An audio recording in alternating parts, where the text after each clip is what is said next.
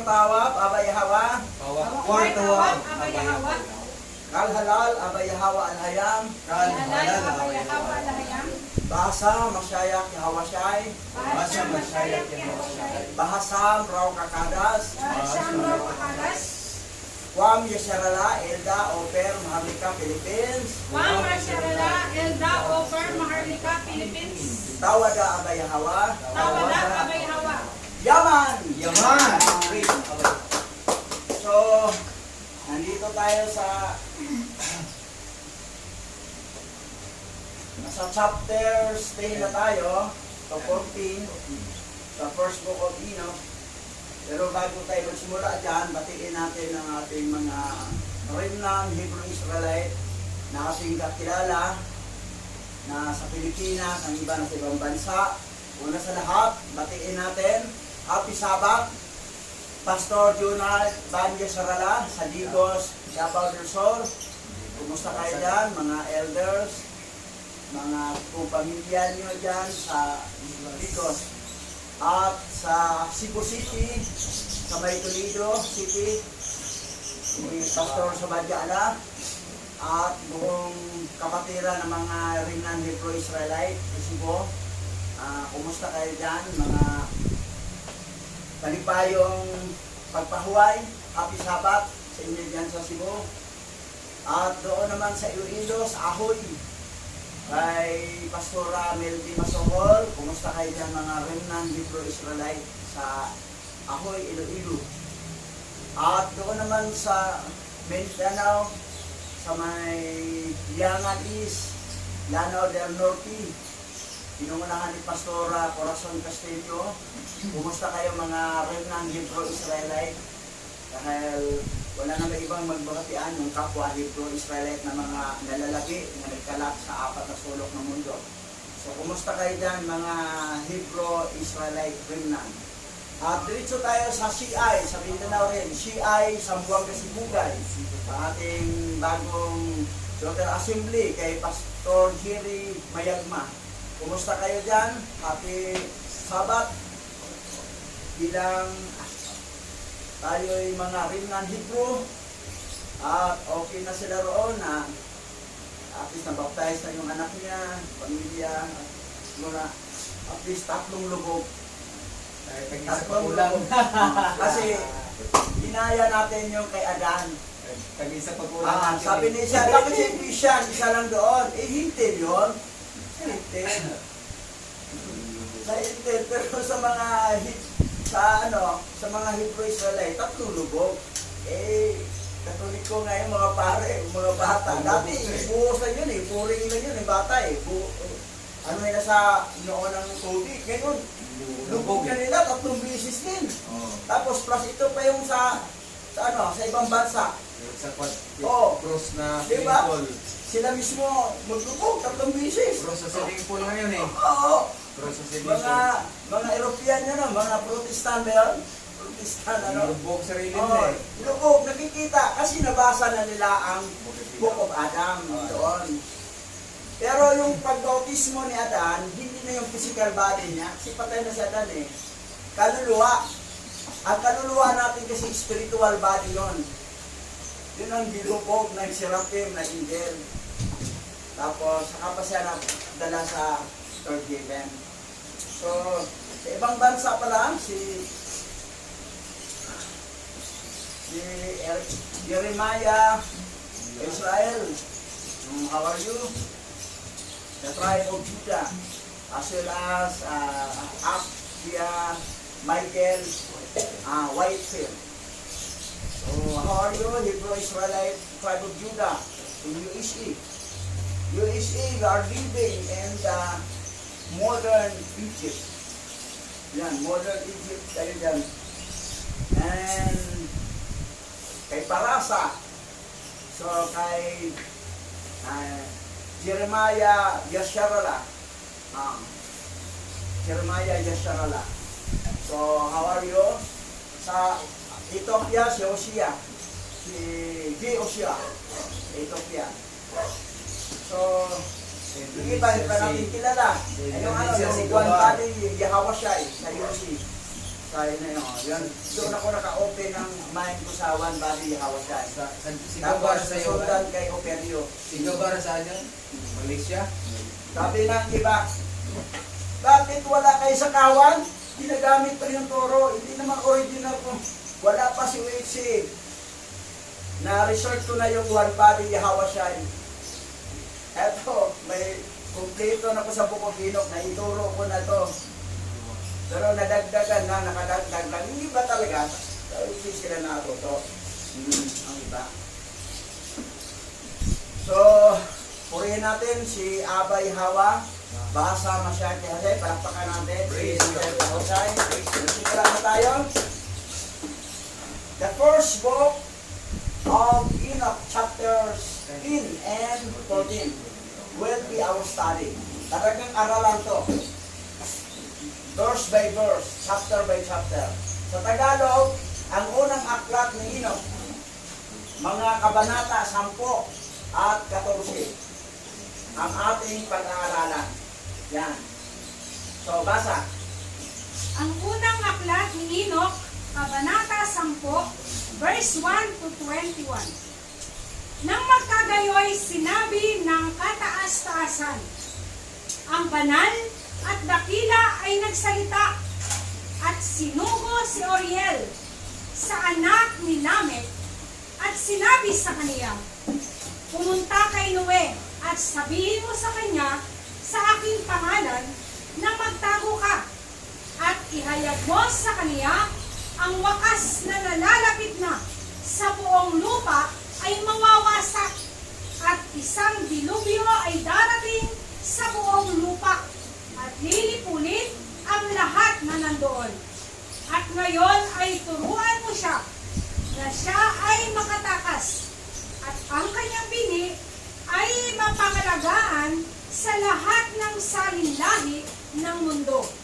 Ito yung sagot ni Abay Hawa sa chapter 9.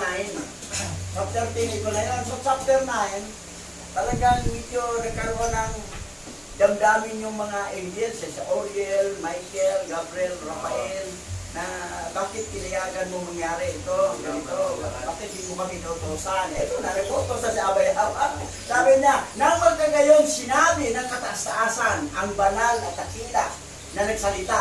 Nagsalita na siya. Una inutosan niya, Oriel. Sino ko si Oriel? Sa anak ni Lamek. Sino yung anak ni Lamek? Sino ito. Pupunta ka.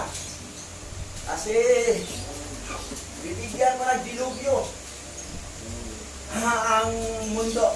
Mawawasak na ang lupa. May isang dilubyo na parating sa buong lupa. Dilipunin ang lahat ng nandoon. Yan.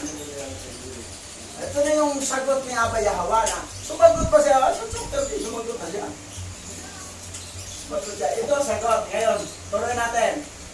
At muling sinabi ni Yahweh kay Rafael, gapusin mo si Azazel sa mga kamay at paa, at itapon mo siya sa kadiliman. At gumawa ka ng isang siwang sa disyerto na nasa duel, at itapon mo siya roon. At ilagay mo sa kanya ang magaspang at matulis na bato, at takpan mo siya ng kadiliman, at hayaan siyang manatili doon magpakailanman. At takpan ang kaniyang mukha upang hindi siya makakita ng liwanag. At sa araw ng dakilang paghuhukom ay ihahagi siya sa apoy, at pagalingin ang lupa na pinasama ng mga anghel, at ipahayag ang pagpapagaling sa lupa, upang mapagaling nila ang salot, at upang ang lahat ng mga anak ng tao ay hindi mapahamak sa pamamagitan ng lahat ng mga lihim na bagay na ibinunyag ng mga tagamasid at itinuro sa kanilang mga anak. Okay, tama ha? Ang utos ni Abay Hawa, kayo paen, kapusin si Azazel. Kamay at saka paa. Ano ang final destination niya? Ihagi siya sa apoy. Dagat-dagat ang apoy ang bansak niya. Kasi mga fallen angel, nagtuturo sila. Yung mga lihim na bagay na binumunyag sa mga taga-masid. Sino to? Ito mga anghel. At tinuturo sa kanilang mga anak. Tapos yung mga lihim, di talaga nila dapat ituturo yun eh. Dahil sikrito yan sa langit. Pero tinuro, sila ang original na marites. Hindi lang marites, professor pa sa kalukuhan. Ayan. Walang ano sa asosel. O ngayon, ito pa, sunod. At ang buong lupa ay napinsala sa pamamagitan ng mga gawa na itinuro ni Azazel. Sa kanya, ibigay ang lahat ng kasalanan. At kay Gabriel ay sinabi ni Yahweh, pumunta ka laban sa mga bastardo at sa mga itinakwil at laban sa mga anak ng pakikiapid. At lipulin mo ang mga anak ng pakikiapid at ang mga anak ng mga bantay mula sa gitna ng mga tao at palabasin sila. Ipadala mo sa kanila ang isa laban sa iba upang kanilang sirain ang isa't isa sa pagbabaka, sapagkat ang haba ng mga araw ay hindi magkakaroon sila. At walang hiling sa iyo ng kanilang mga ama ang ipagkakaloob sa kanilang mga ama alang-alang sa kanila, sapagkat umaasa silang mamuhay ng walang hanggan, at ang bawat isa sa kanila ay mabubuhay ng 500 taon. Umaasa silang mabubuhay na walang hanggan, pero wala mangyari. Yun yung assuming ng mga born-again Christian, na langit tayo, paano kayo magputay langit ay sinambay yung mga fallen angels. Dahil ay dito si Biblia, hindi nga piking yung Bible na yan, doctorated yan.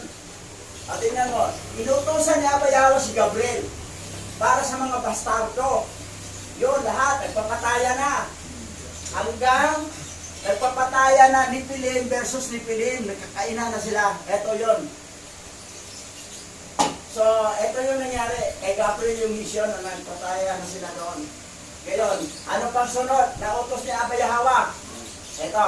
At sinabi ni Yahweh kay Michael, bumayo ka, tapusin mo si Semyasa at ang kanyang mga kasamahan na nakipag-isa sa mga babae upang dumisan ang kanilang sarili kasama nila sa lahat ng kanilang karumihan.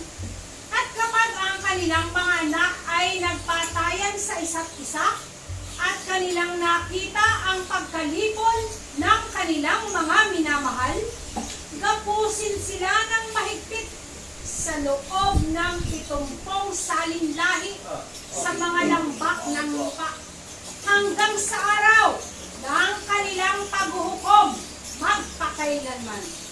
Sa mga araw na iyon ay dadalhin sila sa kalaliman ng apoy at sa pagdurusa at sa bilangguan kung saan sila ay ikukulong magpakailanman.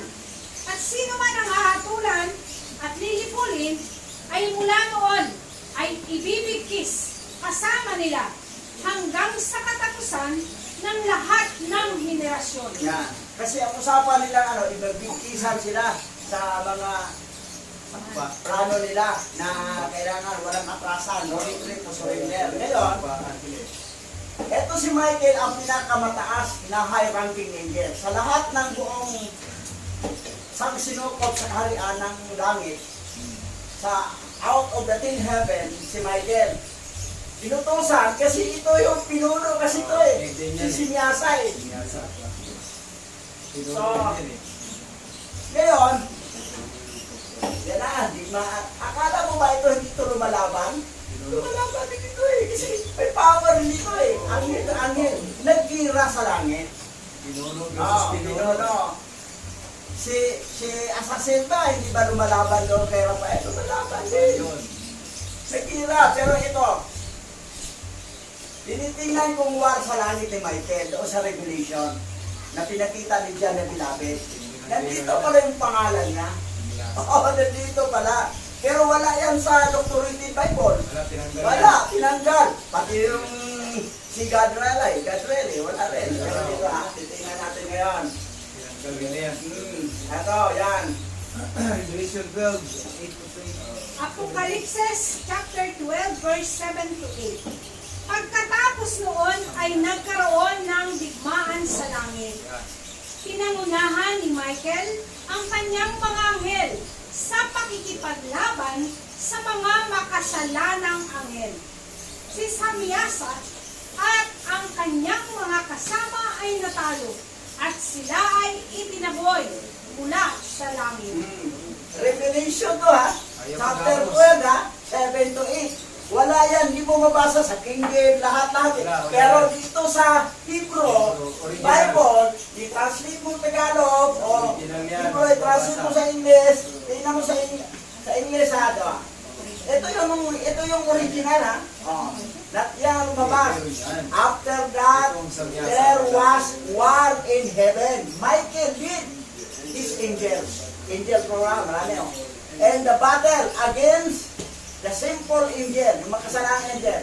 Samyasa. Ang Hebrew kasi walang sound E. I lang sa ka. That's why, sa ano yun, simyasa. Pero ito talagang samyasa. And his companion were defeated, talo. And they were cast out of heaven. Yan. Yan ang tinanggal sa Miyasa. Oh, Si tinanggal. Michael nandun eh, tsaka yung mga anghel. Oh, pero sinyasa tinanggal nila. Kasi dipinsa nila, ito si tatay nila to eh. Alis Oh. nila yan. Wala sa Doon ka sa isa eh, si Gadriel eh, tinanggal din nila.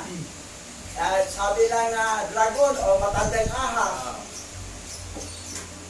So, hindi nila pinasok ang bukod Enoch kasi dipinsa nila ang tatay nila ng fallen angel.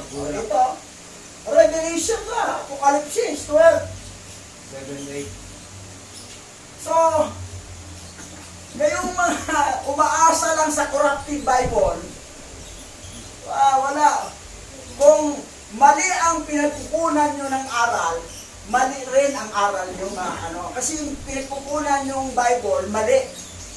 So, anong resulta? Mali. Dapat pupunta rito. Kasi high-tech na ngayon, may Google Translator na nga na-translate. Ngayon, gusto nyo matuto? Kailangan marunong kayo magbasa ng Hebrew. Hindi nyo magawa yan hanggang di kayo marunong mag-Hebrew. Aralin talaga. Magsunog kayo ng kilay. Mamata-translate yan. At saka sa Google naman, kailangan gamitin mo yung premium. Bayan. May bayad yun. Kasi yung walang bayan. Oo, walang bayad, wala. Di yung Walang saysay din yan. walang silbi. Ito, tuloy tayo. Ito, sa Isaya. Cebuano, basa. Pinadayag, chapter 12, verse 7 to 8. Kuman niya to, iyay gubat sa langit. Ipanguluhan ni Michael ang iyang mga manulunda sa pagkakigubat. Patok sa makasasalang mga manulunda. Si Samyasa o ang iyang mga kauban na pildi o sila isalikway hikan sa langit. Cebuano biro mo Hebrew. Ano na-translate mo? Di mo naintindihan ito, Pastor, kasi Ilocana ka eh. Napildi, natalo. Manununda, Indian yan, manununda. So yan, manununda. Naintindihan natin ni Pastor Richard yan. Si Ansa kasi si Tata ito kasi si Abilino na. Yan. Pero mo nakakatuwa, nag-miss ko na itong hikwain nito. Pero nakita mo sa high-tech kaya mag-translate yung Google Translator. Oo, kaya. Kahit anong hikwain na sa buong mundo, kaya mag-translate. Ganon. That's why, bistado na ang panluloko ng Vatican Canon Law. May bistado na kasi mayroon ng translator. Kung wala itong translator, dito talaga natin malaman eh. Pero muna nakatuwa, humali ato dahil gubat sa langit. War, gubat yan, war. Pinangunahan, Michael ang nag-lead. At iyang mga manununda. Sa pagkipaggubat, batok kontra sa kasalanan ng mga manununda. Si Samyasa, o ang iyang mga kauban, yan, opinion, napildi, natalo. O sila'y kisalikway, gikan sa langit. Ganun katindi. Okay, tuloy. At sirain ang lahat ng mga espiritu ng itinakwil at ang mga anak ng mga bantay dahil sila ay nagkasala sa sangkatawan. Wasakin ng lahat ng kasamaan sa balat ng lupa at ang bawat gawang kasamaan ay magwakas at lumitaw ang halaman ng katuwiran at katotohanan at ito ay magiging isang pagpapala. Ang mga gawa ng katuwiran at katotohanan ay itatanim sa katotohanan at sa kagalakan magpakailanman. At kung magkagayoy, tatakas ang lahat ng matuwid at mabubuhay hanggang sa magkaanak sila ng libo-libong anak at lahat ng araw ng kanilang kabataan at ng kanilang katandaan. Makukumpleto sila sa kapayapaan at pagkatapos ay ang buong lupa ay bububungin ng kabutihan at lahat ay itatanim ng mga punong kahoy at mapupuno ng pagpapala. Ito binanggit din ni Abay Hawa nyo, kahit sa pagdating ng yung heaven, yung bagong ito na. Sa bagong langit nito mula doon sa pangyayari doon kay Noah, hanggang sa mga henerasyon na magkaanak marami, ito pa yung magkaanak libo-libo, ito pa yung term nito. Pero pagdating na dito, yung bagong darating na, yung heaven. Ito ha. Ito, nangyari battle of Armageddon. Basa. The Battle of Armageddon. Revelation chapter 18 verse 10b. Kalagim-lagim ang dakilang Babilonia, ang matatag na lungsod. Sa loob lamang ng isang oras ay naganap ang parusa sa dakila at makapangyarihang lungsod ng Babilonia. Revelation chapter 18 verse 17a. Sa loob lamang ng isang oras, naglahong lahat iyon. Actually, ang Battle of Armageddon, 1 hour lang talaga. Kasi biro mo naman, nuclear weapon ang paputokin yan. Una lahat, ang bilis.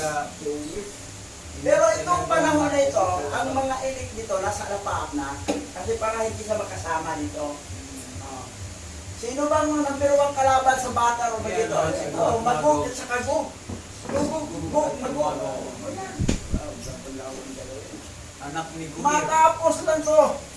1 hour lang to, tapos na sila. Lahat. May mga nuclear din yan.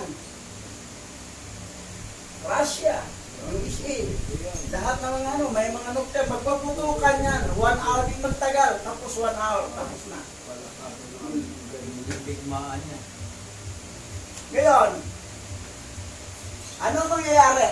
Dito tayo sa original Hebrew. Basa. Apokalipsis chapter 12 verse 9. At ang dakilang dragon, ang matandang ahas, na ang pangalan ay tinatawag na Gadril, ang Diablo na dumadaya sa buong lupa, ay ibinulid sa lupa, at ang kaniyang mga anghel ay inihagis na kasama niya. Dito yung sa Battle or Armageddon to. Kasi, pag makalabas ito si Gadril, mula sa bottomless pit, na malaglag 1,000 taon, puro laglag lang, walang hangganang bangin niya. That's why, hindi talaga ang earth, hindi talaga globe, round, flat, at saka may foundation. Kasi pag halimbawa ang earth ay globe siya, parang bola. Pag malaglag si Godfrey dito, ilalaglag siya sa butong brisbane. Natago sa kabila. O, kalawakan uli. That's why ang earth ay round, pero flat, may foundation. Yung foundation dyan sa gitna, may bangin yun na walang hangganan. Na puro lang laglag. Pag makalabas ito, mapatay na ang dalawang two witness. Pag baba ni King Yahweh siya, titirahin to. 1 hour lang, tapos na sila. Yan po ang ano. Tinanggal to. Yung simyasa tinanggal, pero dito sa original. Ito malabas. Tuloy. At lahat ng magagandang punong kahoy ay itatanim doon. At sila ay magtatanim doon ng mga baging. At bawat takal ng olibo ay magbubunga ng 10 pisaan ng langis. At linisin mo ang lupa sa lahat ng kabigatian, at sa lahat ng kalikuan, at sa lahat ng kasalanan, at sa lahat ng kasamaan, at ang lahat ng karumihan na ginagawa sa ibabaw ng lupa ay lipulin mula sa lupa. Dito na maging bago na lahat. Kasi lilipulin na lahat. Doon sa Battle of Armageddon. Ngayon, anong sunod mangyari? Yun na ang basa. At lahat ng the new heaven, the new earth, and the new Jerusalem. Yan. At lahat ng mga anak ng tao ay magiging matuwid. At lahat ng mga bansa ay mag-aalay ng pagsamba at pupurihin ako. At lahat ay sasamba sa akin. At ang lupa ay lilinisin mula sa lahat ng karumihan, at mula sa lahat ng kasalanan, at mula sa lahat ng kaparusahan, at mula sa lahat ng pagdurusa. At hindi ko na sila muling susubuin doon mula sa henerasyon hanggang sa salinlahi at magpakailanman. Yan. Kasi nandito na sa New Heaven, New Earth. At doon ay mag-alay ng pagsamba sa kanya at pupurihin siya. Pupurihin siya. At sasamba na sa kanya. Dito na sa bagong langit, bagong lupa. Kasi bakit palitan ang bagong langit? Kasi butas-butas ng ozone layer. Kasi nagkaroon tayo ng climate change. Bagong langit, walang butas ang ozone layer. Tapos, bagong earth. At yung mga Hebrew Israelite dito sa bagong Jerusalem. Kasi yung Jerusalem dyan ngayon ay defiled na yan. Idumihan na yan sa mga Edomites. Basa. Pahayag, chapter 21, verse 1 to 5. Pagkatapos nito, nakita ko ang isang bagong langit at isang bagong daigdig. Wala na ang dating langit at daigdig. Wala na rin ang dagat. At nakita ko ang banal na lungsod, ang bagong Jerusalem, na bumababa mula sa langit, buhat sa alahayam, gaya ng isang babaeng ikakasal. Maganda ang bihis at handa na siya sa pagsalubong sa lalaking kanyang mapapangasawa. Narinig ko ang isang malakas na tinig mula sa trono. Tingnan ninyo, ang tahanan ng alahayam ay nasa piling na ng mga tao. Maninirahan siyang kasama nila at sila'y magiging bayan niya. Makakapiling nilang palagi ang alahayam at siya ang magiging alahayam nila. At papahirin niya ang bawat luha sa kanilang mga mata. Wala nang kamatayan, dalamhati, pagtangis, at paghihirap, sapagkat lumipas na ang dating mga bagay. Pagkatapos ay sinabi ng nakaupo sa trono, pagmasdan ninyo, binabago ko na ang lahat ng bagay. At sinabi niya sa akin, isulat mo, maaasahan at totoo ang mga salitang ito. So nagtugma yung Book of Enoch, kung sinabi doon, na sa darating na panahon at saka dito, na binago na lahat. Oh, masaya na. Ito, masaya na tayo lahat dito. Kita mo ha? Oh, ngayon, ito wala na to. Ito na dito na oh. New earth. Wala na tong luma. Kasi sira-sira na to. Ito na tayo. Pagdating na, pagkatapos ng Battle of Armageddon, ito ang kasunod. Ngayon, basa. Ang unang aklat ni Enoch, Kabanata 11, verse 1 to 2. At sa mga araw na iyon ay bubuksan ko ang mga silid ng imbakan ng pagpapala na nasa langit, upang sila ay ibaba sa lupa sa gawain at paggawa ng mga anak ng tao.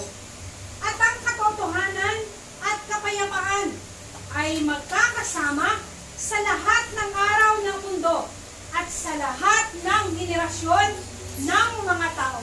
O, saan mangyari ito?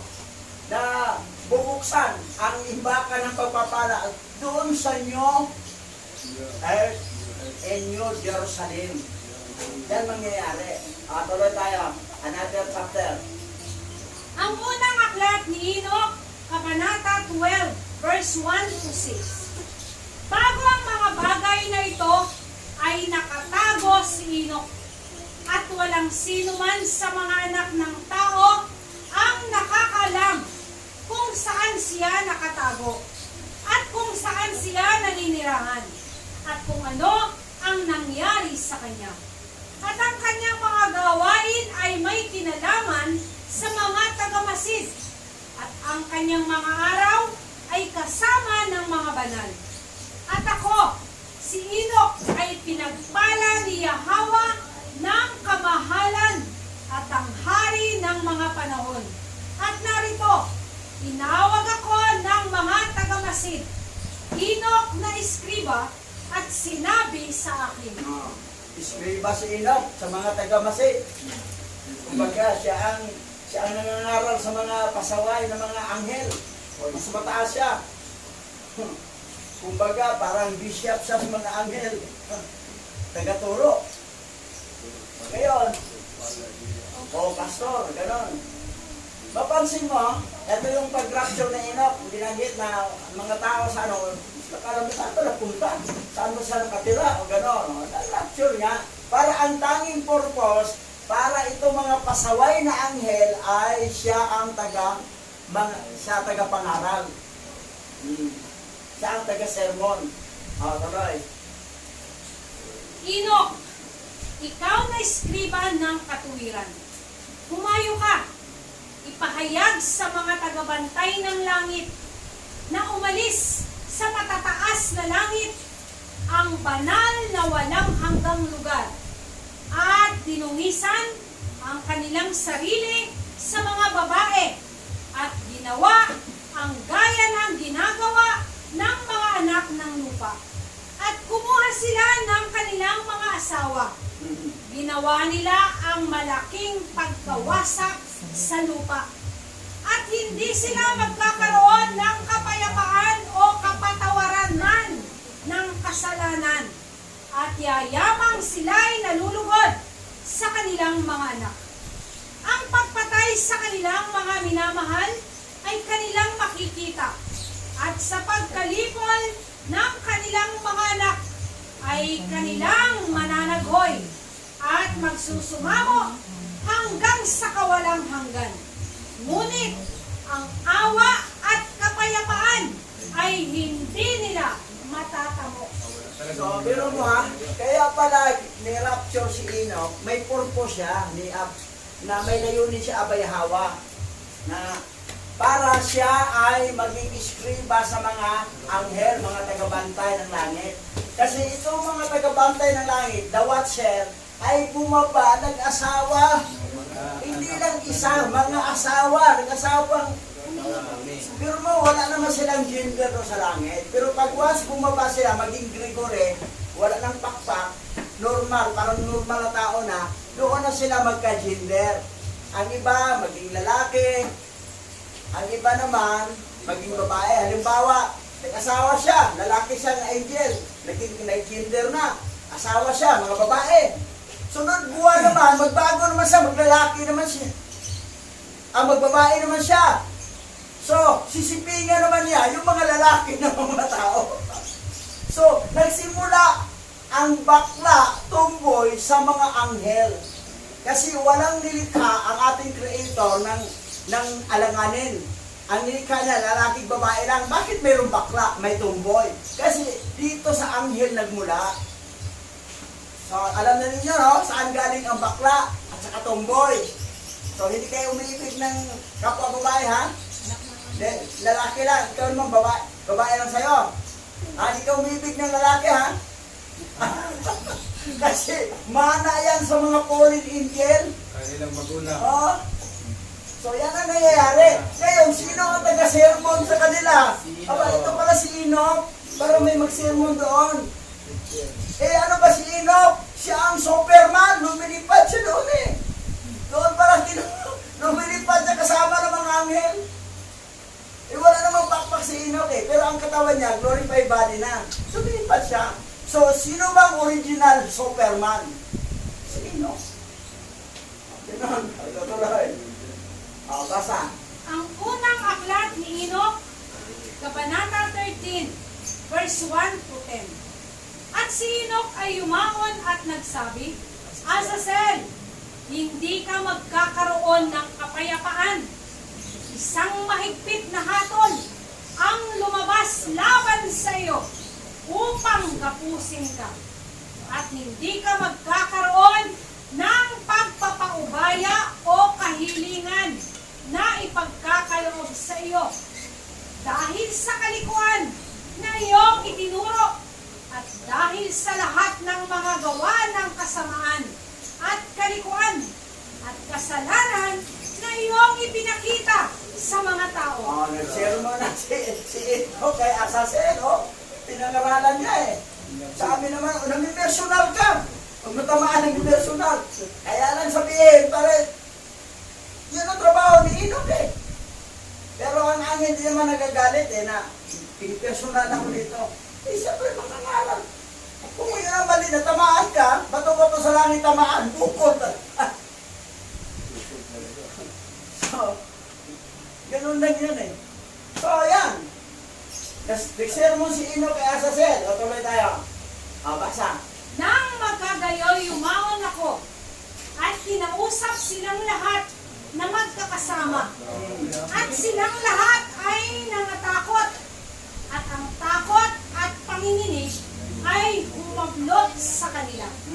At nakiusap sila sa akin na gumawa ng isang petisyon para sa kanila upang sila ay makatagpo ng kapatawaran at basahin ang kanilang kahilingan sa harapan ni Yahweh ng langit. Sapagkat mula noon ay hindi na sila makapagsalita sa kanya o makatingin man sa langit dahil sa kahihiyan sa kanilang mga kasalanan kung saan sila ay hinatulan. Pero mga Indian na po rin, hindi nila, ang special na makaakyat si na talaga, si Mastima lang. Bukod ka Mastima, wala na sila lahat dito. Hindi na makatingin sa langit eh, sa kahiyang kasalanan. Ngayon, ginawa ng mediator si Enoch, paggawa ng petition na para mapatawad kami. Tuloy yung kwento dito. Basa. Pagkatapos ay isinulat ko ang kanilang kahilingan at ang panalangin hinggil sa kanilang mga espiritu at kanilang mga gawa ng paisa-isa at tungkol sa kanilang mga kahilingan na magkaroon sila ng kapatawaran at haba ng araw. At ako'y yumaon at naupo sa tubig ng Dan, sa lupain ng Dan, na timugan ng kanluran ng Hermon. Aking binasa ang kanilang kahilingan hanggang sa ako'y nakatulog. At narito, isang panaginip ang dumating sa akin. At ang mga pangitain ay nahulog sa akin. At nakakita ako ng mga pangitain ng At isang tinig ang dumating na nag-uutos sa akin na sabihin ito sa mga anak ng langit at pagsabihan sila. Yan. Okay, pero ito, wala pa yung tribe of Dan, ha? Pero panahon pa wala pa na si Israel dahil pinanganak, di Yasera na, binanggit na. Doon nakaupo si Enoch, at doon siya nakatulog, nakakita siya ng pagitain. At dito, sinabihan siya doon na pagsabihan itong mga pasaway ng mga fallen angel, ang mga angel. Tuloy. At nang ako'y magising, ako'y naparoon sa kanila. At silang lahat ay nangakaupo na magkakasama, na umiiyak sa Abel's Day, na nasa pagitan ng Lebano at Sineser, na may takip ang kanilang mga mukha. At aking isinalaysay sa harap nila ang lahat ng mga pangitain na aking nakita sa pagtulog. At ako ay nagsimulang magsalita ng mga salita ng katuwiran at upang pagsabihan ang makalangit na mga tagabantay. Ito na, kausap niya mga anghel, ha? Na mga fallen. Ito, nagkasama, nangakaupo na magkasama na umiyak. Umiyak ka ba ng anghel, eh? Kasi, siya parusa na sa kanila, iyak sila, Di matigas ang ulo, eh. Nila-inlove sa babae sa lupa, eh. Yan ang problema ng babaerong anghel. Babaerong anghel to, eh. Tapos, hindi lang ng asawa, nagtuturo pa ng gayuma, lahat ng mga tinuturo. Hanggang ngayon, may ano pa, may natuto pa ngayon, mangkulam. So, yan. Ngayon, sinalaysay ni Enoch yung kanyang nakita sa pagitain, na dinala siya doon. O yan, ito ngayon. Next chapter. Yan.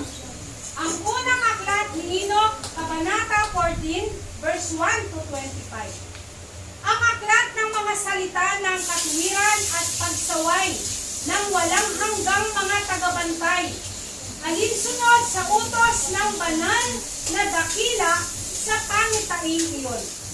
Nakita ko sa aking pagtulog ang aking sasabihin ngayon ng isang dila ng laman at ng hininga ng aking bibig, na ibinigay ng dakila sa mga tao upang makipag-usap doon at maunawaan ng puso kung paanong kanyang nilikha at ibinigay sa tao ang kapangyarihan ng pag-unawa sa salita ng karunungan.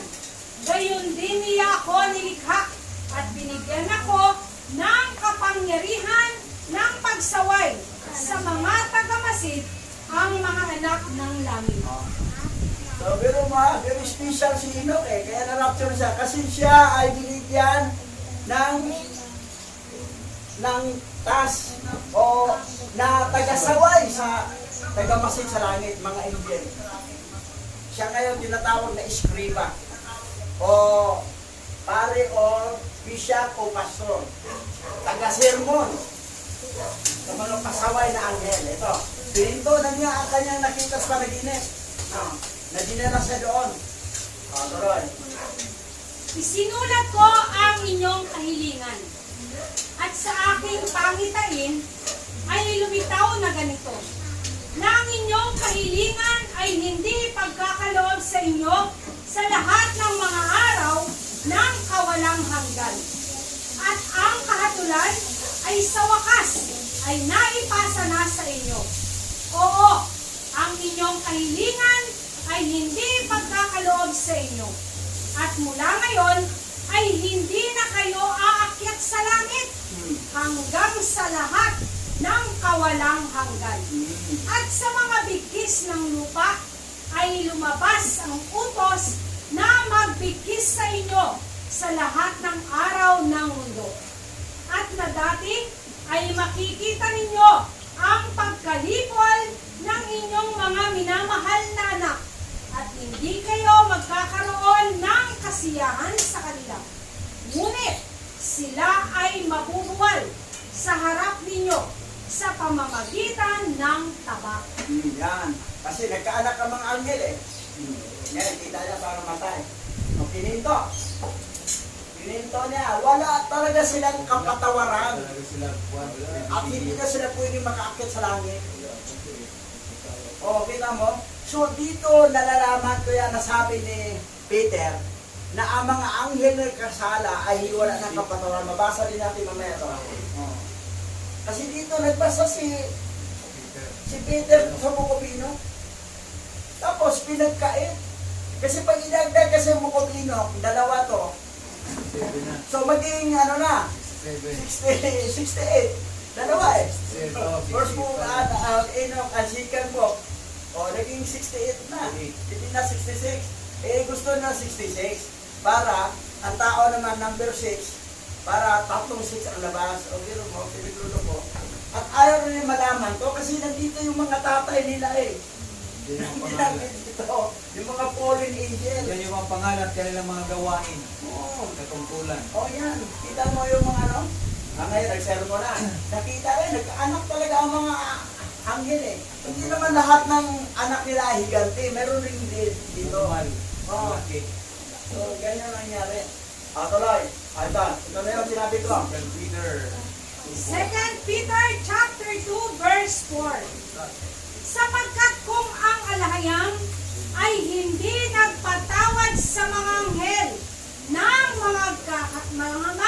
mga kasala ang mga yaon, kundi sila ibinulid sa impyerno at inulong sa mga hukay ng kadiliman upang ilaan sa paghukom. Yan. Ito kinuha ni Peter, yung bukod nino na yan. Na hindi talaga mapatawad ang anghel ni kasala. Walang kapatawaran. Pero mo umiyak sila. Gumawa pa rin si Enoch. Punta ka doon. Sabi mo, mapatawad kami. Wala na talaga. Nanginig pa sila sa takot. Opo. Yung condition. Yan. Dito punta, oh. Gusto niyo dito? Dito to. Yan. Yan. Uy. Ah. Yan. Yan. Apoy lahat yan. Ngayon, tuloy. At ang inyong pakiusap sa kanila ay hindi pagbibigyan ni sa inyong sarili. Kahit na kayo ay umiyak at manalangin at sinasabi ang lahat ng mga salita na nasa sulat na aking isinulat. At ang pangitain ay ipinakita sa akin ng ganito. Masdan, sa pangitain ay inanyayahan ako ng mga ulap at tinawag ako ng isang ulap. At ang takbo ng mga bituin at mga kidlat ay bumilis at nagmamadali ako. At ang mga hangin sa pangitain ay nagpalipad sa akin at nagtaas sa akin. Paitaas at dinala ako sa langit. Nagpalipad sa akin yung mga hangin. Superman ang labas ni ano, wala namang pakpak si Enoch eh. Pero Superman. Yung hangin ang nag-ano niya ng palipad sa kanya. Pero tuloy. At ako'y pumasok hanggang sa ako'y lumapit sa isang kuta na yari sa mga bubog at napapaligiran ng mga dila ng apoy. At nagpasimulang matakot sa akin. At ako'y pumasok sa mga dila ng apoy. At lumapit ako sa isang malaking bahay na yari sa mga bubog. At ang mga dingding ng bahay ay parang isang krisilatid na sahig na gawa sa mga kristal. At ang saligan nito ay kristal. Ang kesabi niyaon ay gaya ng landas ng mga bituin at mga kidlat. At sa pagitan nila ay may maapoy na kirubin. At ang kanilang langit ay malinaw na parang tubig. Isang nagniningas na apoy ang pumaligid sa mga pader. At ang mga pintuan nito ay nagliliyab sa apoy. Biro mo si Enoch pumasok sa apoy ha. Natakot pa kanyang apoy. Yung apoy na parang dila sa paligiran ng mga dilang apoy. At nagsimulang natakot sa akin. Ang tindi pala. Takot pala yung dilang apoy kay Enoch. O ngayon, nakita niya ang dingding ng bahay doon ay disilited. Ano ba ito yung sabihin disilited na dingding ng bahay? Ano yan siya? Yung bato, yung simento talaga na matibay, disilited o. No? Dingding ng bahay ay parang isang disilited. English ba yan? Nasa kung basahin nyo, disilited o. English yan. Disilited. Ay, hindi pa na ano? Hindi pa na na-translate ko. Oo. Tagalog. Parang Wala pa katukma sa Tagalog dito. Hindi pa dala ko. Kaya So yan. yan. Ngayon, tuloy tayo. At ako'y pumasok sa bahay na yaon at mainit na parang apoy at malamig na parang yelo. Walang kaluguran sa bahay doon. Tinakpan ako ng takot at ang panginig ay humawak sa akin. Takot. At habang ako ay nanginginig, ako ay nasubasog. At nakakita ako ng isang pangitain. At narito, mayroong pangalawang bahay na mas malaki kaysa sa una. At ang buong portal ay nakatayong bukas sa harap ko. At ito ay ginawa ng mga apoy ng apoy. At sa lahat ng aspeto nito ay napakahusay sa karilagan. At karilagan at lawak na hindi ko mailarawan sa inyo ang karilagan at lawak nito. Itong pangalawang bahay ito, grabe, maganda talaga. Pinakamalaki. Yung pinakamalaki at saka maganda kaysa yung una. Pero, natakot din pala. Natakot sa kanya yung apoy na, dilaw na hila na apoy. Pero siya natakot din, no? Nanginig. Nasubasok pa siya. Kumbaga sa nadagma. Bisaya pa, nadagma siya. Subasog. Yan, ito yon. Ito yung bahay na nakita na hindi ma-explain yung karilagan. O yan, napaganda o. O. Ito yon. Ikaw lang magsabihin na natin. Tuloy.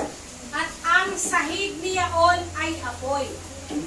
At sa ibabaw niyaon ay may mga kidlat at ang landas ng mga bituin. At ang kisame niyaon ay nagniningas na apoy. At ako'y tumingin at nakita ko doon ang isang mataas na trono. Ang anyo niyaon ay parang kristal at ang mga gulong niyaon ay parang sikat ng araw. At nandoon ang pangitain ng mga kirubin. At mula sa ilalim ng trono ay nagmumula ang mga batis ng nagniningas na apoy na anupat hindi ako makatingin doon.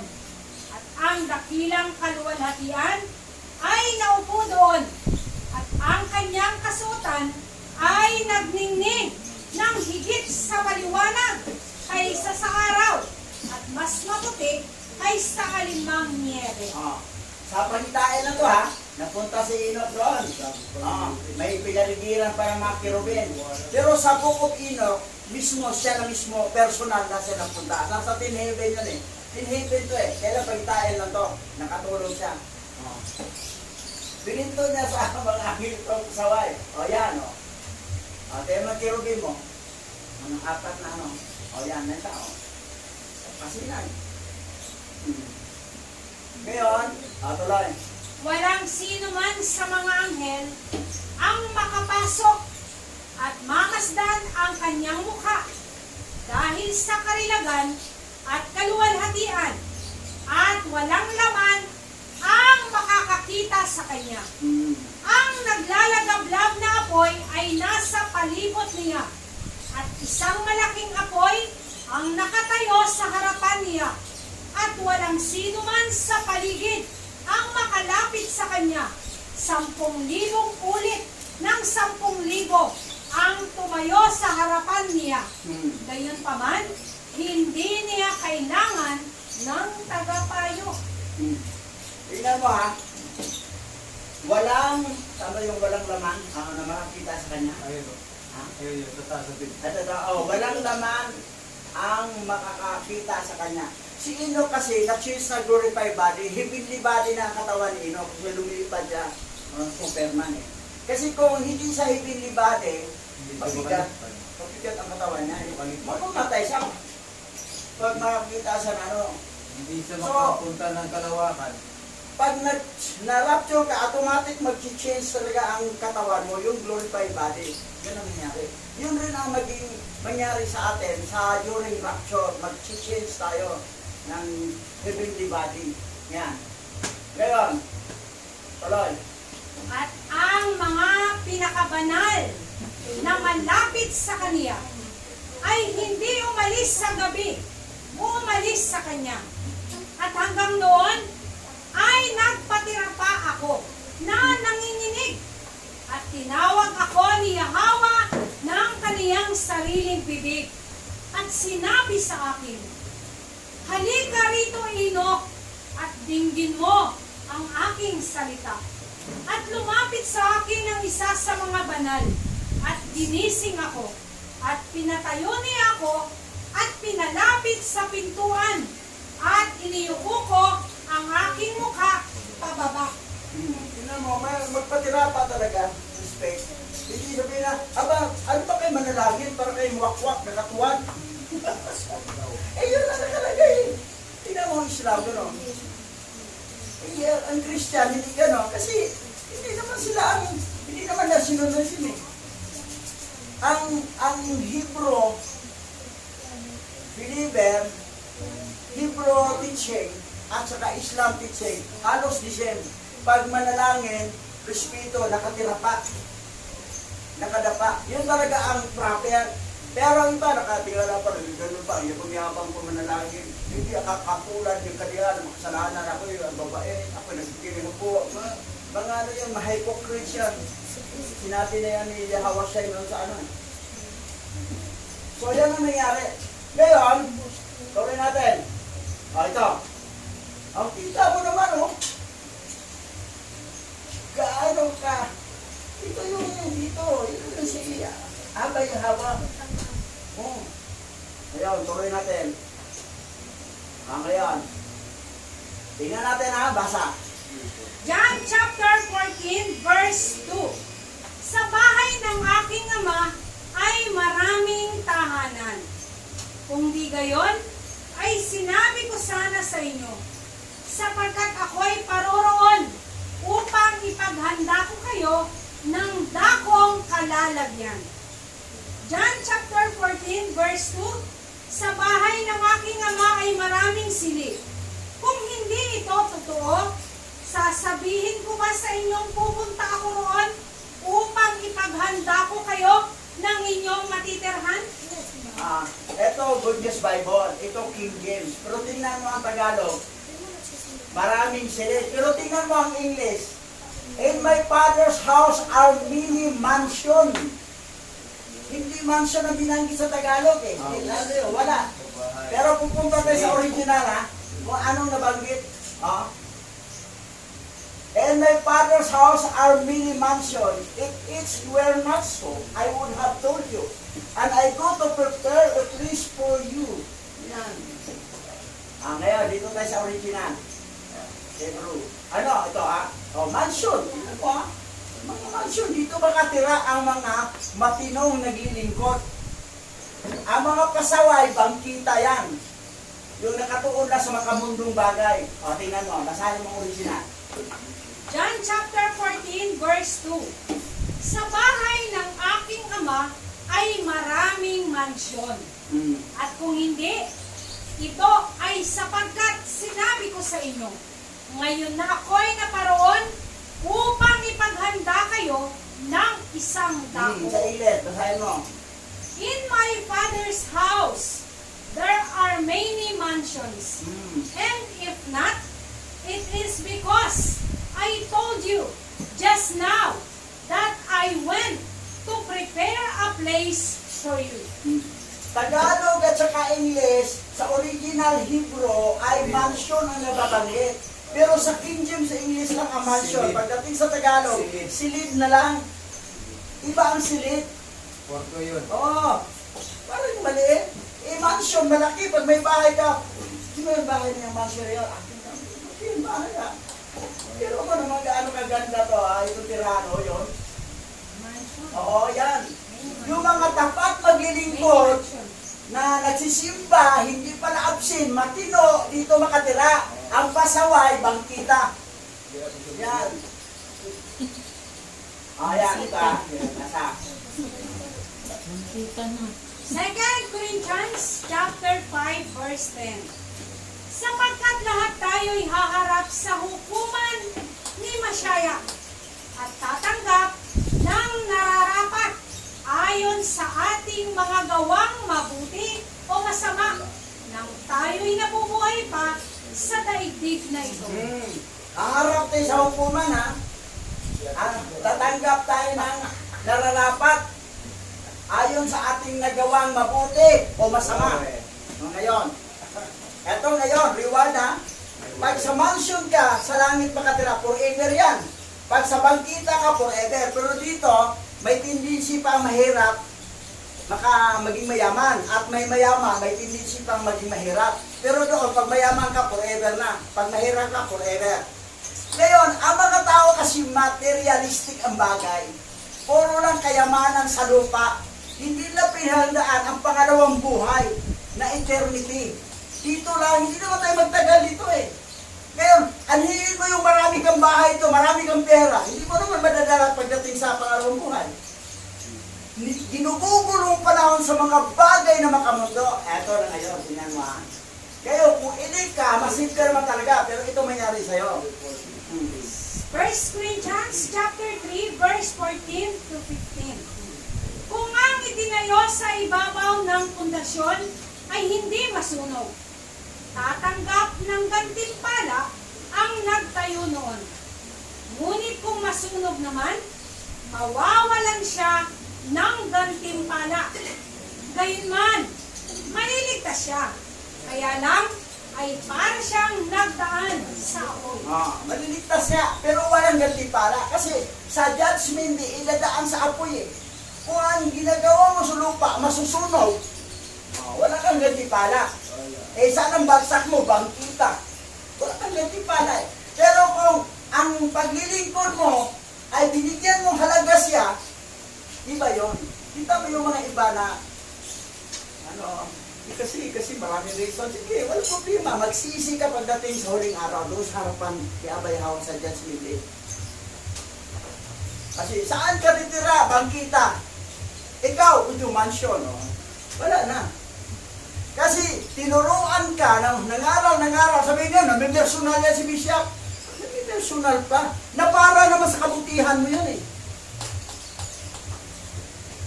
Yan o. Eto, basa. 1 Corinthians chapter 6 verse 9 to 10. Hindi ba ganinyo nalalaman? Ang mga liko ay hindi magsisipagmanan ng kaharian ng alahayang. Huwag kayong padaya.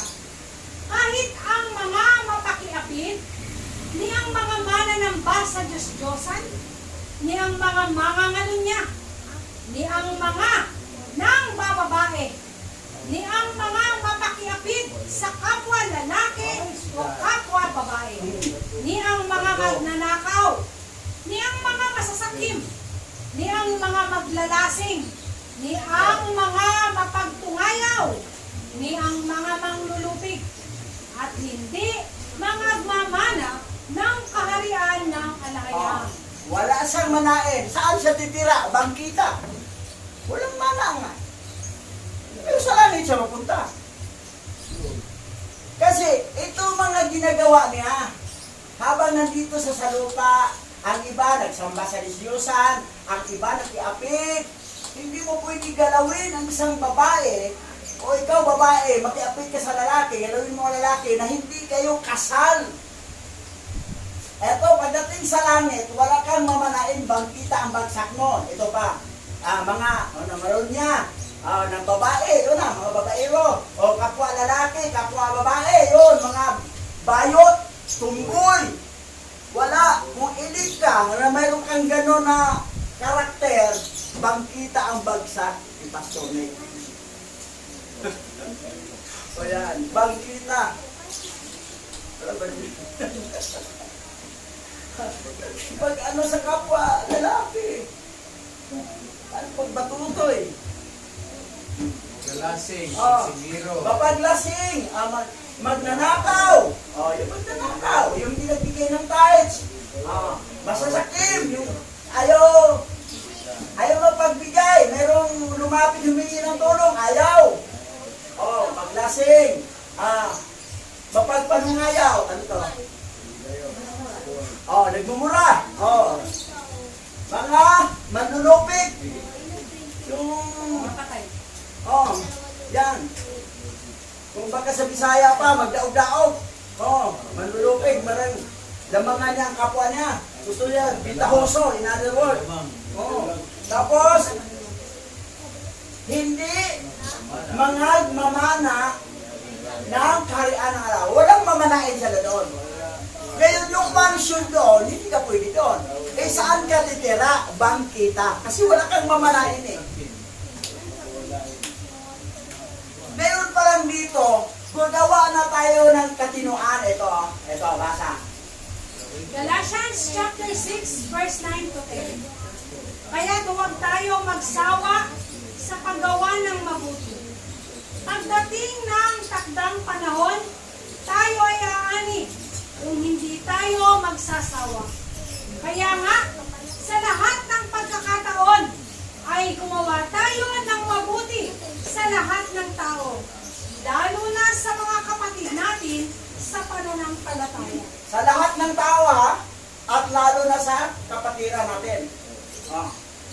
Pero hindi lang sa kapatid lang. Lahat ng tao gagawa, hindi tayo magsawa. Sabi niya, huwag kayong magsawa sa paggawa ng mabuti. Kasi pagdating ng takdang panahon, tayo ay mag-ani kung hindi tayo magsasawa. That's why, hindi tayo magsasawa sa paggawa ng kabutihan kasi may mamanain tayo sa langit. Pero kung pasaway ng pasaway, wala kang mamanain doon, ang bagsak mo, titira ka, bangkita. Walang waiting sheet doon. Walang waiting set. That's why ng ating paglilingkod ay napakahalaga to eh. Nag-ipon tayo ng kayamanan sa langit. Yung sakripisyo natin sa pagsimba, sa araw ng Sabat, sa pag-iwas ng kasalanan, sa pagmumura, sa paglalasing, lahat. Kailangan maayos. Ngayon, kung tayo ay minsan babait ka, minsan hindi. Minsan masunurin sa paglilingkod, minsan hindi. Yan. Wala, babagsak pa rin, walang mamanayo. Wala naman sinabi na magmamana sila kalahati lang. Kung baka mansyon hatiin, yung kalahati mansyon lang sa kanya. Wala as in, wala talagang mamanain. As in, wala. That's why, dito may challenge na. Kaya huwag kayong magsawa sa paggawa ng mabuti. Hindi tayo magsawa. Okay, dyan, record. Ano sabi ha? Huwag magsawa sa paggawa ng mabuti. Ha? Makinig. Huwag magsawa sa paggawa ng mabuti.